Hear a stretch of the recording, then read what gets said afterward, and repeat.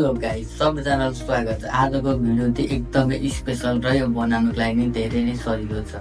यो बनाउनुको लागि चाहिँ हामीलाई चिनी, सोडा र पेट्रोल भयो भने नि हुन्छ। यो चाहिँ हामीले घरमा आरामले बनाउन सक्छ। के गरी बनाइन्छ हामी तपाईँहरूलाई प्रोसेस बाई प्रोसेस देखाउँछौँ। सुरुमा चाहिँ यसको लागि हामीलाई 4 चम्चा चिनी चाहिन्छ। 1 2 3 4।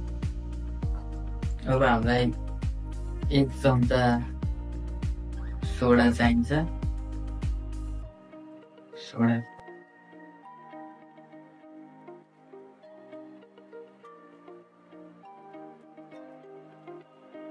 अब यसलाई हामी मजाले घोल्छौँ।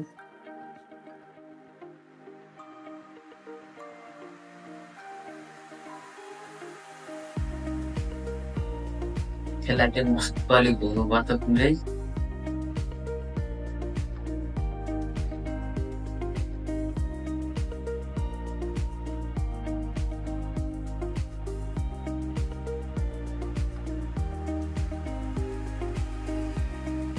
अब चाहिँ घोलिसकेपछि हामीलाई यो पेट्रोलको जरुरत हुन्छ। यो चाहिँ थोरै भए पनि हुन्छ। यसलाई चाहिँ हामी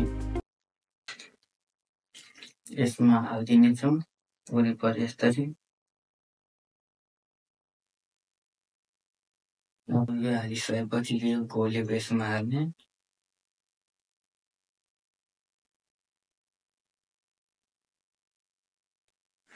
अब चाहिँ हामी यसलाई आगो लगाइदिनेछौँ।